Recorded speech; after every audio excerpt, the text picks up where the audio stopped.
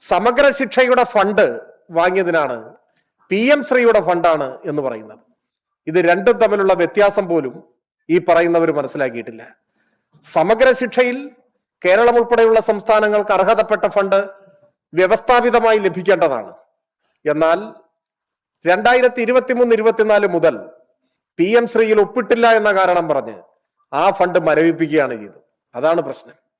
ഒരു ഘട്ടത്തിൽ ആ ഫണ്ടിൽ കുടിശ്ശികയുണ്ടായിരുന്നത് സ്കൂൾ യൂണിഫോം, അതുപോലെ തന്നെ പാഠപുസ്തകം, ഈ കാര്യങ്ങളെല്ലാം വിതരണം ചെയ്തതിൽ വിദ്യാഭ്യാസ അവകാശ നിയമപ്രകാരം കേന്ദ്രത്തിന്റെ വിഹിതം തരണം എന്ന ആവശ്യത്തിൽ സമഗ്ര ശിക്ഷയുടെ ഒരു ഗഡു അനുവദിച്ചതിനെയാണ് PM ശ്രീ ഫണ്ട് എന്ന് കളവായി ചിലർ പറഞ്ഞുകൊണ്ടിരിക്കുന്നത്.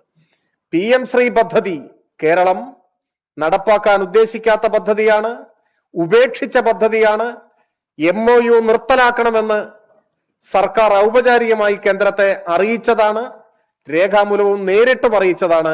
നിലവിൽ അങ്ങനെ ഒരു പദ്ധതിയില്ല. മണ്ണിട്ട് മൂടിയ ഒരു പദ്ധതിയെ വലിച്ചെറിയും എന്ന് പറഞ്ഞവർ കുഴിമാന്തി എടുത്ത് തലയിലേറ്റിക്കൊണ്ട് നടക്കുന്നതാണ് ഇപ്പോൾ കാണുന്നത്. ഇത് കേരളത്തോടുള്ള വെല്ലുവിളിയാണ്. ഇന്നലെ വരെ പറഞ്ഞ കാര്യങ്ങൾ വിഴുങ്ങുകയാണ്. കോൺഗ്രസ് ജയിക്കുകയും BJP ഭരിക്കുകയും ചെയ്യുന്നതിനാണ് കേരളം സാക്ഷ്യം വഹിക്കാൻ പോകുന്നത്. കേരളത്തോട് ഇന്നലെ വരെ പറഞ്ഞ കാര്യങ്ങളുടെ പേരിൽ, ഇന്ന് ചെയ്യുന്ന കാര്യങ്ങളുടെ പേരിൽ കോൺഗ്രസ് നേതൃത്വം, UDF നേതൃത്വം, സർക്കാർ മാപ്പ് പറയേണ്ടതാണ്. PM ശ്രീ പദ്ധതിയുമായി മുന്നോട്ട് പോകാനുള്ള നീക്കം ഈ ഗവൺമെന്റ് ഉപേക്ഷിക്കേണ്ടതാണ്. ഉത്തരേന്ത്യൻ സംസ്ഥാനങ്ങളെ പോലെ ദേശീയ വിദ്യാഭ്യാസ നയം നടപ്പാക്കുന്നതിന്റെ ഭാഗമായി ഈ പദ്ധതിയുടെ മറവിൽ കേരളത്തിലെ വിദ്യാഭ്യാസ രംഗത്തെയും പൊതുവിദ്യാഭ്യാസ രംഗത്തെയും കാവി ഉടുപ്പിക്കാനാണ് ശ്രമിക്കുന്നതെങ്കിൽ മതനിരപേക്ഷവാദികളായ മലയാളികൾ അത്തരം നീക്കങ്ങളെ ചെറുത്തുതോൽപ്പിക്കും. അതിന് ഇടതുപക്ഷം CPIM നേതൃത്വം കൊടുക്കുകയും ചെയ്യും. ഇത്രയാണ് പറയാൻ. ഈ പദ്ധതി വേണ്ട എന്ന് പറഞ്ഞാൽ, മരവിപ്പിക്കുന്നു എന്ന് പറഞ്ഞാൽ അത് റദ്ദാവും എന്ന അതിലെങ്ങനെയാണ് നിയമസാധുത? എന്താണ് നിയമസാധുത ഇല്ലാത്തത്? MOU പദ്ധതിയുടെ വ്യവസ്ഥ തന്നെ അതല്ലല്ലോ. അല്ല, പദ്ധതിയിൽ അതിനകത്ത് അത് ഒരു തരത്തിലും ന്യായീകരിക്കാവുന്ന ഒരു പോയിന്റ് അല്ല ഇടതുപക്ഷത്തെ സംബന്ധിച്ചിടത്തോളം. ഇങ്ങനത്തെ ചോദ്യം ഉണ്ടോ? തുടർ ചോദ്യം ഇല്ല, ഉണ്ട്. അതും കൂടി ചോദിച്ചോളൂ. ഈ പദ്ധതിയിൽ 30 ദിവസത്തെ നോട്ടീസ് കൊടുത്തിട്ട് പിന്മാറാം. MOU-ൽ ആർക്ക് പിന്മാറാം? ആര് പറയും? MOU എന്ന് പറഞ്ഞാൽ രണ്ട് പാർട്ടികൾ തമ്മിൽ ഒപ്പിടുന്നല്ലേ? പിന്മാറാൻ കഴിയില്ല എന്നുള്ളത് ആ വ്യവസ്ഥയിൽ തന്നെയുണ്ട്. അത് പിന്മാറണമെങ്കിൽ അതിനുള്ള അവകാശം അത് കേന്ദ്ര സർക്കാരിനാണ്. രണ്ടാമതൊന്നുള്ളത്, ഒരു സംസ്ഥാനവും കേന്ദ്ര സർക്കാരും തമ്മിൽ ആശയവിനിമയത്തിലൂടെ എന്തെങ്കിലും തരത്തിലുള്ള ഭേദഗതികൾ വരുത്താം എന്നുള്ളത് ആ വ്യവസ്ഥയിലുണ്ട്. പക്ഷെ അതിനുള്ള എന്തെങ്കിലും ഒരു സിംഗിൾ സ്റ്റെപ്പെങ്കിലും സംസ്ഥാന സർക്കാർ, അന്ന് കേരളം ഭരിച്ച സംസ്ഥാന സർക്കാർ എടുത്തിരുന്നു. മൂന്നാമത്തെ ചോദ്യം, ഇതിനകത്ത് ഈ ഒരു പദ്ധതിയിൽ ഒപ്പിടുമ്പോൾ ഈ SSK ഫണ്ടിനപ്പുറത്തേക്ക് ഈ പറയുന്ന, അല്ലെങ്കിൽ രാഷ്ട്രീയമായി പറയുന്ന ഈ കാവ്യവൽക്കരണം വിദ്യാഭ്യാസ മേഖലയിലെ അത് ചെറുക്കാൻ വേണ്ട എന്ത് മുൻകരുതലാണ് LDF സർക്കാർ അന്ന് എടുത്തത്? LDF സർക്കാർ ഈ പദ്ധതിയായിട്ട് മുന്നോട്ട് പോയിട്ടില്ല. ഒന്നാമത്തെ കാര്യം. അല്ല, നിങ്ങൾ പറഞ്ഞതിന് ഞാൻ മറുപടി പറയാം. അത് പറ്റില്ല. രാഷ്ട്രീയ തീരുമാനം എടുത്ത് പിന്മാറിയതല്ലേ? ഇതിനകത്ത് മുന്നണിക്കകത്ത് വലിയ നഷ്ടങ്ങൾ ഉണ്ടായതല്ലേ? നിങ്ങൾ ശേഷം തെരഞ്ഞെടുപ്പ് റിവ്യൂ നടക്കം നിങ്ങൾ അതിനകത്ത് വിലയിരുത്തിയതല്ലേ? നിങ്ങൾ ചോദിക്കുന്ന മുഴുവൻ ചോദ്യത്തിനും ഞാൻ മറുപടി പറയും, എത്ര സമയം ഇരുന്നാലും. അപ്പോ ചോദ്യം ചോദിക്കുമ്പോൾ ഒന്ന് പറഞ്ഞു കഴിഞ്ഞിട്ട് വേണം ചോദിക്കാൻ, അല്ലേ? ഇപ്പൊ ഒരുപാട് ചോദ്യങ്ങൾ ചോദിച്ചിരിക്കുന്നു. ഈ പദ്ധതി ഞങ്ങൾ നടപ്പിലാക്കാൻ ഉദ്ദേശിക്കുന്നില്ല, ഞങ്ങൾ നിർത്തലാക്കുന്നു എന്ന് നവംബർ മാസം 12-ാം തീയതി കേരള സർക്കാർ രേഖാമൂലവും അതിനു മുൻപ് വിദ്യാഭ്യാസ മന്ത്രിയുടെ നേതൃത്വത്തിൽ പ്രതിനിധി സംഘം എന്ന നിലയ്ക്ക് മുഖതാവിലും പറഞ്ഞിട്ടുള്ളതാണ്.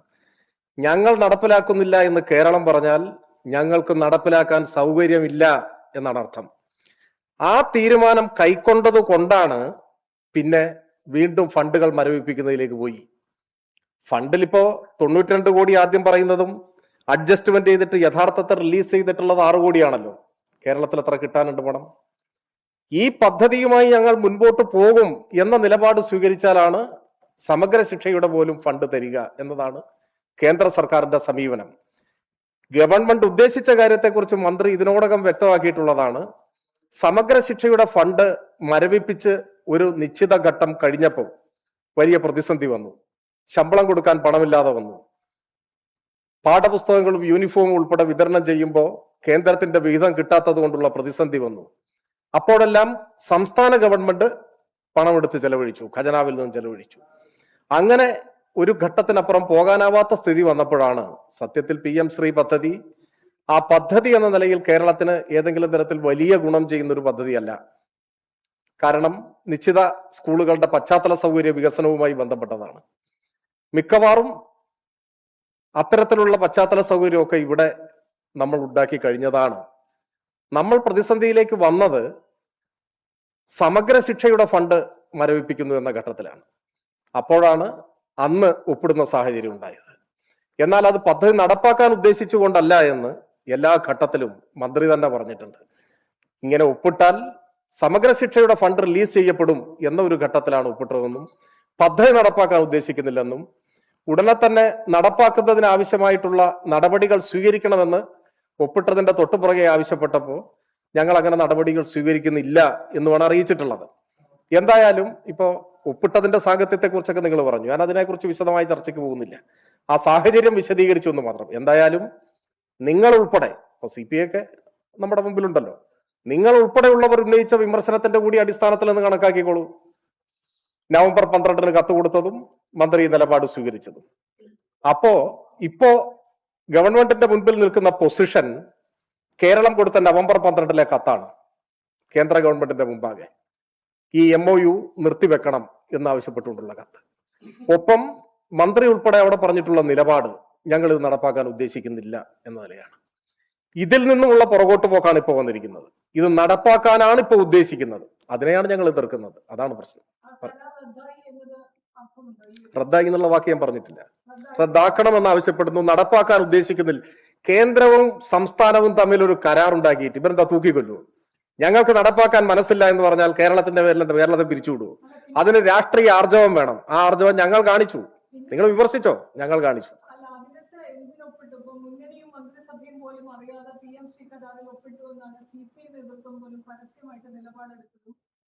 അവർ വലിയ പ്രതിഷേധം. എന്ത് ഘട്ടത്തിലാണ് അത് ഒപ്പിട്ടത്? ഇപ്പോഴും ആ പദ്ധതി അങ്ങനെ നിലനിൽക്കുകയാണ്. ഒരു തരത്തിലും റദ്ദായിട്ടില്ല. ഒരു തരത്തിലുള്ള നിയമസാധുതയും ഈ കൊടുത്തെന്ന് പറഞ്ഞ ഈ കത്തിലില്ല. പിന്നെ എങ്ങനെയാണ് നമ്മൾ അതിനെ ന്യായീകരിക്കുക പൊളിറ്റിക്കലി? നിയമസാധുത എന്ന വാക്ക് പ്രസക്തമാവുക വ്യവഹാരത്തിൽ ഏർപ്പെടുമ്പോഴാണ്, നിയമയുദ്ധത്തിൽ ഏർപ്പെടുമ്പോഴാണ്. അല്ല പറയട്ടെ, നിയമസാധുത എന്ന വാക്ക് പ്രസക്തമാവുക വ്യവഹാരത്തിലാണ്, അല്ലാതെ പ്രസക്തമാവില്ല. കേന്ദ്രവും കേരളവും തമ്മിൽ ഒരു നിയമയുദ്ധത്തിൽ ഏർപ്പെട്ടിട്ടില്ല. ഇത് രാഷ്ട്രീയ നയങ്ങൾ തമ്മിലുള്ള ഏറ്റുമുട്ടലാണ്. പിന്നെ അന്ന് ഒപ്പിട്ടത് ഏത് സാഹചര്യത്തിൽ, ആരൊക്കെ എതിർത്തു, ഏത് നിലയിൽ ഒപ്പിട്ടു, ഞാൻ ആ ചർച്ചയിലേക്ക് പോകുന്നില്ല. പോകാത്ത മറ്റൊന്നുകൊണ്ടും അല്ല. അത് ഒട്ടനവധി തവണ വിദ്യാഭ്യാസ മന്ത്രിയും LDFന്റെ നേതൃത്വവും വിശദീകരിച്ച ഒരു കാര്യം, അന്നത്തെ ഒരു കാര്യമാണ്. നിങ്ങൾ വിമർശനം ഉന്നയിച്ചോളൂ. ഞാൻ ഇപ്പോഴത്തെ അതിന്റെ നില പറയുന്നു. ഇപ്പോ PM ശ്രീ പദ്ധതി സംബന്ധിച്ച പൊസിഷൻ, LDFന്റെ പൊസിഷൻ, നവംബർ 12-ന്റെ കത്ത്, മന്ത്രിയുടെ നേതൃത്വത്തിലുള്ള സംഘം നേരിട്ട് നടത്തിയിട്ടുള്ള രാഷ്ട്രീയ നിലപാട്, മന്ത്രി അറിയിച്ച രാഷ്ട്രീയ നിലപാട്, 3 മുഖ്യമന്ത്രി ഉൾപ്പെടെയുള്ള UDFന്റെ നേതൃത്വം, മന്ത്രിമാരും മുഖ്യമന്ത്രിയും ഉൾപ്പെടെയുള്ള നേതൃത്വം മലയാളികൾക്ക് മുൻപാകെ കൊടുത്ത വാക്ക്, ഞങ്ങളിത് അറബിക്കടലിലേക്ക് വലിച്ചെറിയും, ഞങ്ങൾ ഇത് കുഴിച്ചു മൂടും, ഞങ്ങൾ നടപ്പിലാക്കില്ല എന്ന് പറഞ്ഞൊരു കാര്യം. അവർ കുഴിച്ചു മൂടണ്ടെന്നാണ് ഞങ്ങൾ പറഞ്ഞത്. LDFനെ സംബന്ധിച്ചിടത്തോളം ഞങ്ങൾ തന്നെ കുഴിച്ചു മൂടിയതാണ്. അതാണ് നവംബർ 12-ലെ കത്ത്. നിങ്ങൾ അതിനെ എടുത്ത് തലയിൽ വെക്കാതിരുന്നാൽ മതി എന്നാണ് പറഞ്ഞത്. അതാണ് പറഞ്ഞത്. ഒന്ന് ഒപ്പിട്ടു, അതിനുശേഷം വരവിപ്പിക്കുന്നു എന്ന് പറഞ്ഞു, അതിനുശേഷം ഒരു മന്ത്രിസഭ ഉപസമിതി വെച്ചു. ആ സമിതി ഒരിടത്തും എത്തിയില്ല. ഇപ്പോൾ UDFും അത് തന്നെ ചെയ്യുന്നു. മുന്നണിക്കകത്ത് എതിർപ്പുണ്ടാകും, അല്ലെങ്കിൽ മുൻപ് പറഞ്ഞ നയസമീപനങ്ങളോട് യോജിക്കില്ല എന്ന ഘട്ടത്തിൽ അവരും ഒരു മന്ത്രിസഭ ഉപസമിതി വെക്കുന്നു. ഈ PM ശ്രീ പദ്ധതി അപ്പോൾ കേരളത്തിൽ എന്താണ് ഈ രണ്ട് മുന്നണികളും ഉദ്ദേശിച്ചത്? അല്ലെങ്കിൽ അത് ഒരേ കാര്യമല്ലേ എന്ന ചോദ്യമാണ് ഉദ്ദേശിക്കുന്നത്. ഇപ്പോഴും ഞാൻ പറഞ്ഞ ഈ നിയമപ്രശ്നം അല്ലെങ്കിൽ ഈ നിയമപരമായ കാര്യം എന്ന് പറഞ്ഞ വാക്കിനെ വ്യാഖ്യാനിച്ചതല്ലാതെ താങ്കൾ ഈ പദ്ധതിയുടെ കരാറിന്റെ വിശദാംശങ്ങളിലേക്കോ അത് റദ്ദായി പ്രത്യക്ഷമായ ചോദ്യത്തിനോ ഉത്തരത്തിലേക്കോ വന്നിട്ടില്ല. ഒരു കാര്യമില്ല. 2 ഉപസമിതിയും ഒന്നല്ല. ഞങ്ങൾ വെച്ച ഉപസമിതി PM ശ്രീ നടപ്പാക്കാതിരിക്കാനുള്ള ഉപസമിതിയാണ്. ഇപ്പൊ വെച്ചിട്ടുള്ള ഉപസമിതി PM ശ്രീ നടപ്പാക്കാനുള്ള ഉപസമിതിയാണ്. അതാണ് വ്യത്യാസം. അത് നിങ്ങൾക്ക് ബോധ്യമായിട്ടില്ലെങ്കിൽ ചിലപ്പോൾ വരുന്ന ആളുകൾ ബോധ്യമാകുമായിരിക്കും. ഞങ്ങൾ ഇത് നടപ്പാക്കാതിരിക്കുന്ന നിലപാടാണ് സ്വീകരിച്ചത്. ഇപ്പോ തർക്കമുണ്ടാവുന്നത് ഇത് നടപ്പാക്കാൻ പോകുമ്പോഴാണ്. നിങ്ങൾ അന്ന് നടപ്പാക്കുന്നതിനെ എതിർത്തവരാണ്. ഇന്നിപ്പോ നിങ്ങളുടെ നിലപാട് മാറിയിട്ടുണ്ടോ എന്ന് എനിക്കറിയില്ല. പിന്നെ നിയമസാധുതയുടെ കാര്യത്തിൽ ഞാൻ പറഞ്ഞത് എന്റെ അഭിപ്രായം തന്നെയാണ്. കേന്ദ്രവും കേരളവും ഒപ്പിട്ട ഒരുപാട് കരാറുകളുണ്ട്. നിങ്ങൾ കരാറുകളുടെ ഒരു ചരിത്രം നോക്ക്. ഏതൊക്കെ കരാറുകൾ നടപ്പായി, ഏതൊക്കെ ഉപേക്ഷിക്കപ്പെട്ടു, ഏതൊക്കെ നിർജീവമായി നമുക്ക് കാണാൻ പറ്റും. കരാർ ഒപ്പിട്ടു എന്നും അത് റദ്ദായി പോയിട്ടില്ല എന്നും പറയുന്നത് സാങ്കേതികമാണ്. കേരളത്തിന് നടപ്പാക്കാൻ മനസ്സില്ല എന്ന് പറഞ്ഞാൽ മനസ്സില്ല, ഇല്ല എന്നാണ് അർത്ഥം. അതിന് പൊളിറ്റിക്കൽ വില്ല് വേണം. അത് ഞങ്ങൾക്കുണ്ടായിരുന്നു. ഞങ്ങൾ ആ നിലപാട് പറഞ്ഞു. അതാ എത്ര വേണേ ചോദിക്കും.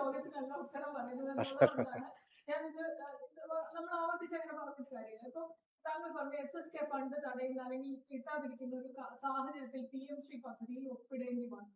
അപ്പോഴും നിങ്ങൾ പറഞ്ഞ പൊളിറ്റിക്കൽ നിലപാട് സ്റ്റാൻഡ് അവിടെ നിൽക്കുകയാണ്. വിദ്യാഭ്യാസ മേഖലയിൽ കേന്ദ്ര സർക്കാർ നടപ്പാക്കാൻ ഉദ്ദേശിക്കുന്ന കാവ്യവൽക്കരണം അത് തടയും, അല്ലെങ്കിൽ അതിന് രാഷ്ട്രീയമായ ഒരു ബില്ലുള്ള അല്ലെങ്കിൽ അത്തരം ഒരാളുകളാണ് കേരളം ഭരിക്കുന്നത് എന്നുള്ള ആ ഒരു കാര്യം അവിടെ നിൽക്കുകയാണ്.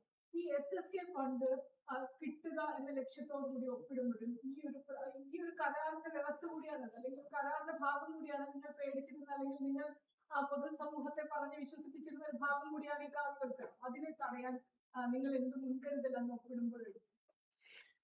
പൊതുസമൂഹത്തെ പറഞ്ഞു വിശ്വസിപ്പിച്ചിരുന്ന എന്താ നിങ്ങൾ ഉദ്ദേശിക്കുന്നത്? അതല്ല, ഇതിന് ചോദ്യത്തിന് ഉത്തരം പറയും. ഒരു വാക്കിൽ പിടിക്കാൻ. വാക്കിലല്ല. താങ്കൾ നേരത്തെയും ഒരു വാക്കിൽ പിടിച്ചാണ് അതിനെ വിശദീകരിച്ചത്. നിങ്ങൾ കാര്യത്തിലേക്ക് പോയി. അതിനകത്ത് എന്താണ് ഇപ്പൊ ഞാൻ ചോദിച്ച ചോദ്യം താങ്കൾക്ക് മനസ്സിലാകാതിരിക്കാൻ മാത്രമുള്ള ഒരു അതൊന്നും ഇല്ലാന്നാണ് ഞാൻ ഇപ്പോഴും മനസ്സിലാക്കുന്നത്. എന്ത് മുൻകരുതലുള്ള SSK ഫണ്ടിന്റെ പേരിലാണെങ്കിലും PM ശ്രീ പദ്ധതിയില്ലാതെ കരാറിൽ ഒപ്പിടാമെന്ന് കേരളം തീരുമാനിക്കുമ്പോൾ അന്ന് ഭരിച്ച ഇടത് സർക്കാർ ഈ കാവ്യവൽക്കരണം എന്ന രീതിയെ തടയാൻ എന്ത് മുൻകരുതൽ എടുത്തു? അതാണ് എന്റെ ചോദ്യം. ഇപ്പൊ ചോദ്യം കറക്റ്റായി. പറഞ്ഞു വിശ്വസിപ്പിച്ചെന്ന് പറയുമ്പോൾ ഇല്ലാത്തൊരു കാര്യം നമ്മൾ പറഞ്ഞു വിശ്വസിപ്പിച്ചു എന്ന് വരും. ഇങ്ങനെ ചോദിച്ചാൽ എനിക്ക് വിരോധമില്ല. അതിനുള്ള മറുപടി ഇതാണ്. പറഞ്ഞു വിശ്വസിപ്പിച്ചു എന്ന് പറഞ്ഞാൽ നിങ്ങൾ അത് അതിന്റെ അപകടം പറഞ്ഞു ബോധ്യപ്പെടുത്തി എന്ന ചോദ്യം ആ രീതിയിൽ അങ്ങനെ വിശാലം അങ്ങനെയല്ല. രണ്ടിനും രണ്ടർത്ഥമാണുള്ളത്. അത് അങ്ങനെ വിശാലാർത്ഥത്തിൽ എടുക്കാൻ കഴിയാത്തതുകൊണ്ടാണ്. അല്ല, എന്റെ ചോദ്യം ഇപ്പൊ ക്ലിയർ ആയിട്ടുണ്ടോ? പറഞ്ഞു വിശ്വസിപ്പിച്ചു എന്ന് പറഞ്ഞാൽ അതിന്റെ അർത്ഥം അല്ലല്ല. നിങ്ങൾ ദീർഘമായി ചോദിച്ചു, ഞാൻ മറുപടി പറയുമ്പോൾ കേൾക്കണോ? അതൊരു പരസ്പര ബഹുമാനത്തിന്റെ ഭാഗം. പറഞ്ഞു വിശ്വസിപ്പിച്ചു എന്ന് പറഞ്ഞാൽ ആ മലയാള വാക്കിന്റെ അർത്ഥം അയഥാർത്ഥമായ ഒരു കാര്യത്തെ മറ്റൊരു തരത്തിൽ വിശ്വസിപ്പിച്ചു എന്നാണ്. അല്ലെങ്കിൽ ബോധ്യപ്പെടുത്തി എന്നൊക്കെ പറയാം. അത് പോട്ടെ, നമ്മൾ ആ കാര്യം തർക്കിക്കേണ്ട ഒരു വിഷയമല്ല, അതൊരു മാറ്റർ അല്ല. കേട്ടപ്പോൾ ഞാൻ പറഞ്ഞത് മാത്രമേ ഉള്ളൂ. ഈ കാര്യത്തിൽ ചോദ്യത്തിന്റെ മറുപടി എന്ന് പറഞ്ഞാൽ എന്ത് മുൻകരുതലാണ് അല്ലെങ്കിൽ നടപടിയാണ് ഈ കാവ്യവൽക്കരണം നടക്കാതിരിക്കാൻ വേണ്ടി നിങ്ങൾ സ്വീകരിച്ചതെന്നല്ലേ ചോദ്യം. അതിന്റെ മറുപടിയാണ് ഞാൻ ആദ്യം തന്നെ പറഞ്ഞിട്ടുണ്ട്. നിങ്ങൾക്കത് വ്യക്തമാകാത്തതാണ്. ഈ പദ്ധതി നടപ്പാക്കാൻ ഉദ്ദേശിച്ചുകൊണ്ട് ഒപ്പിട്ട പദ്ധതി അല്ല എന്നാണ് മറുപടി. ന്യായം പറയുന്നതൊക്കെ വ്യക്തികൾക്ക് അനുസരിച്ചല്ല. നിങ്ങൾക്ക് ന്യായമായി തോന്നില്ല?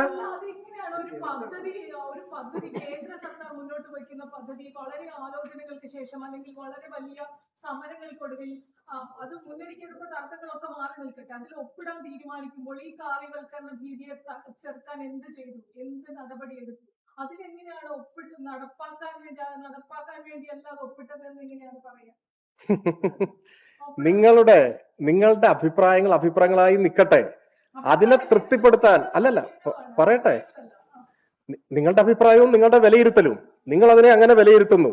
ഞങ്ങൾ അതിനെ അങ്ങനെ അല്ല വിലയിരുത്തുന്നത്. അത് എന്തുകൊണ്ടാണെന്ന് ചോദിച്ചാൽ, ഒപ്പിട്ട ഉടനെ PM ശ്രീ പദ്ധതി നടപ്പാക്കുന്നതിന് ആവശ്യമായ തുടർ നടപടികളിലേക്ക് കടക്കണം എന്ന് കേന്ദ്രം കേരളത്തോട് ആവശ്യപ്പെടുന്നുണ്ട്.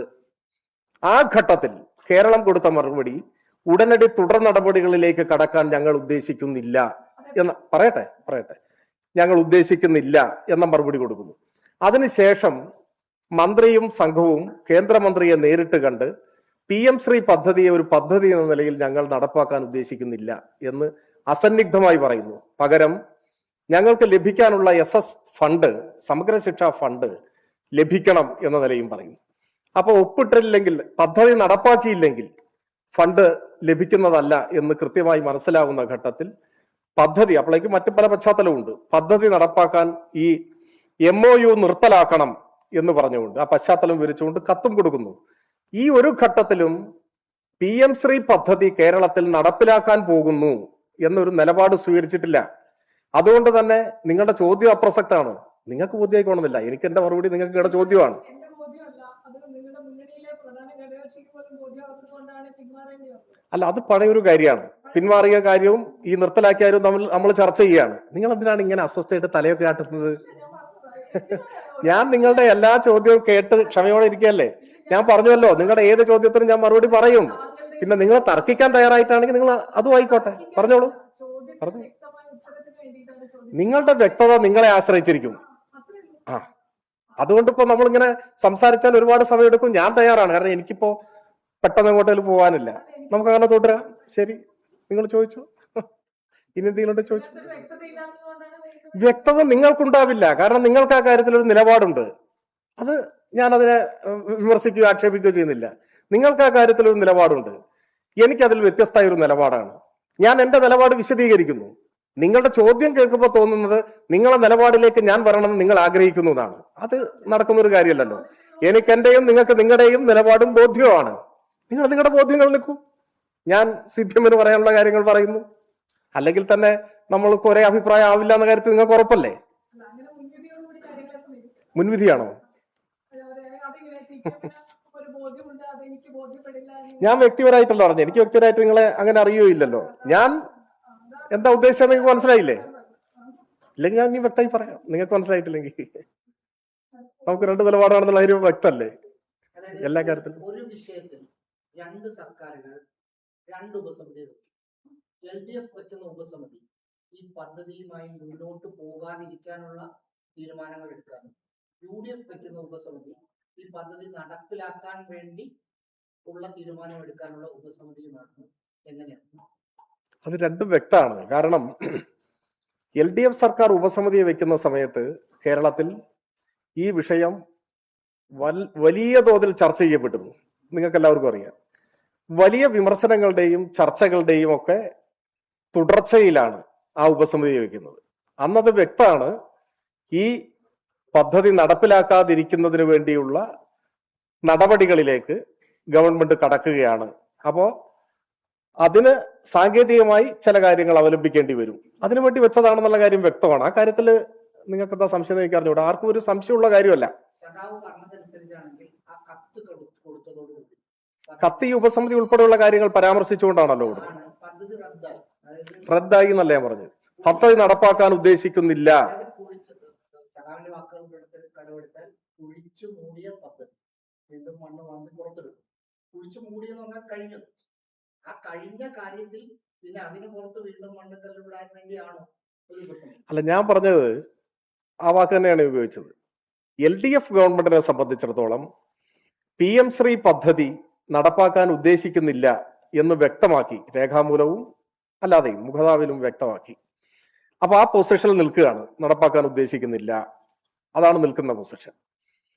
UDF തെരഞ്ഞെടുപ്പ് സമയത്ത് ഉടനീളം പറഞ്ഞത് ഈ പദ്ധതി ഞാൻ നേരത്തെ പറഞ്ഞ പോലെ ഞങ്ങൾ വന്നാൽ റദ്ദാക്കും, അറബിക്കടലെറിയും, അങ്ങനെ കാലങ്കാരികമായി പലതും പറഞ്ഞു.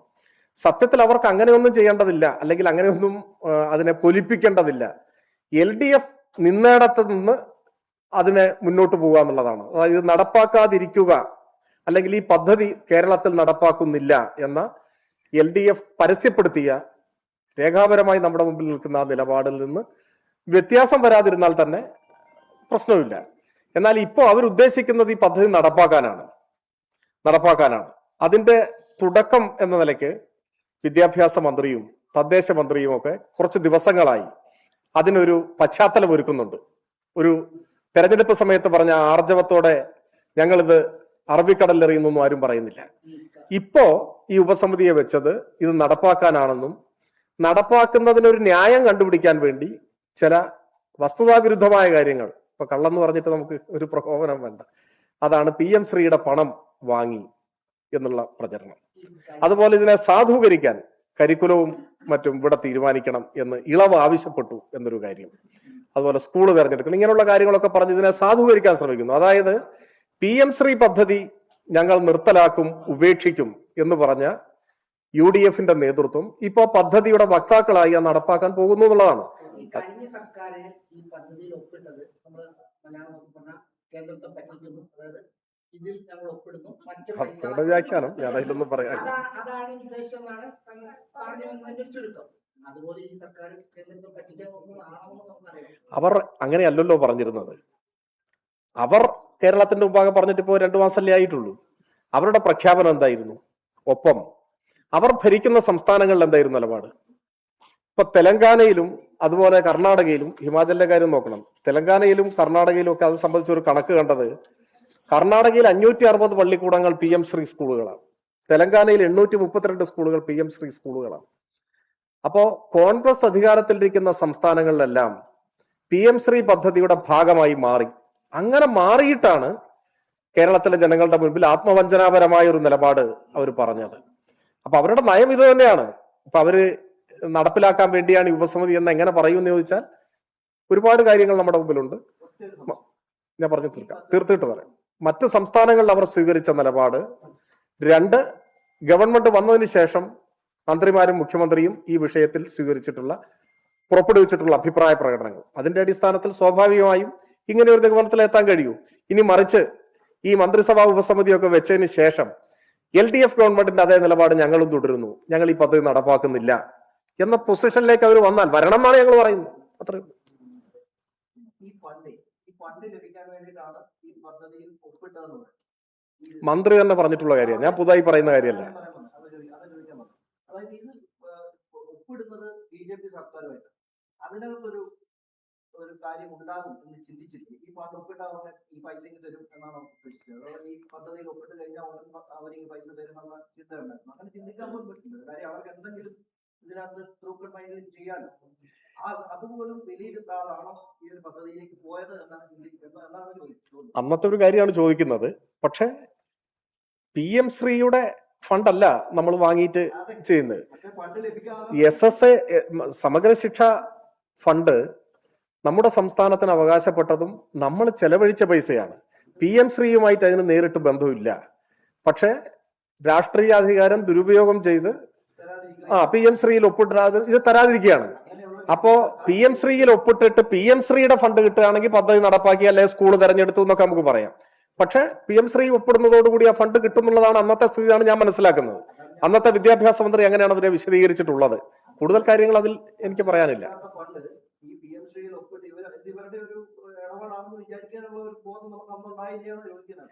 ഇവരിത്രയും മോശക്കാരാണ് നമ്മൾ കാണേണ്ടതായിരുന്നു. അതെ അതെ, അതിൽ പുറത്ത് പറയില്ല.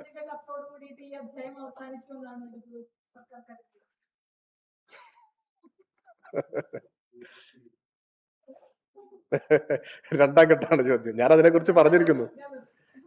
അല്ലല്ല, എനിക്ക് ചോദ്യത്തോട് വിപ്രതിപത്തിയില്ല.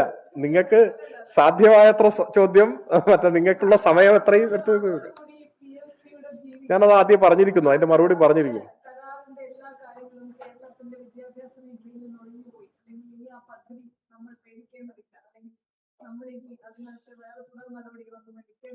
ഇല്ല, ആ പദ്ധതി നമ്മൾ നടപ്പാക്കുന്നില്ല എന്ന് പറഞ്ഞാൽ ഞാൻ ചോദിക്കട്ടെ, ഏത് കേന്ദ്ര പദ്ധതിയും ഒരു പദ്ധതി, ഈ പദ്ധതി അല്ല ഞാൻ പറയുന്നത്, ഏത് കേന്ദ്ര പദ്ധതി മറ്റൊരു പദ്ധതി എന്ന് കരുതിക്കോളൂ, ഒരു പദ്ധതിയിൽ കേന്ദ്ര സംസ്ഥാന സർക്കാരുകൾ ഒപ്പിട്ടു എന്നിരിക്കുക, ആ പദ്ധതി നടപ്പാക്കുന്നതിനുള്ള സ്റ്റെപ്പ് സംസ്ഥാന ഗവൺമെന്റ് സ്വീകരിക്കുന്നില്ല എന്ന് കരുതുക, ആ പദ്ധതി എങ്ങനെ നടപ്പാവും? അങ്ങനെ ഉദാഹരണമുള്ള കുറെ പദ്ധതികൾ വേണമെങ്കിൽ ഞാൻ പറഞ്ഞുതരാം. അതായത് സംസ്ഥാനവും കേന്ദ്രവും തമ്മിൽ പദ്ധതി ഒപ്പിടുന്നു, MOU ഒപ്പിടുന്നു. പല കാരണങ്ങളാൽ പദ്ധതി ഇങ്ങനത്തെ കാരണമായിരിക്കില്ല, പദ്ധതി നടപ്പാക്കാനുള്ള നടപടി സംസ്ഥാനം സ്വീകരിക്കുന്നില്ല, പദ്ധതി നടപ്പാവില്ല. കേന്ദ്രം വന്നിട്ട് ഇവിടുത്തെ ഓരോ സ്കൂൾ എടുത്തിട്ട് ഇത് PM ശ്രീ ആണെന്ന് പറഞ്ഞിട്ട് അവിടെ നടപ്പാക്കുമോ കേരളത്തിൽ? അങ്ങനെയല്ലല്ലോ രീതി. 2 കൂട്ടരും നടപ്പാക്കുന്നതിന് വേണ്ടി മുന്നോട്ട് പോകുമ്പോഴാണ് പദ്ധതി നടപ്പാവുക. അതാണ് അനുഭവം.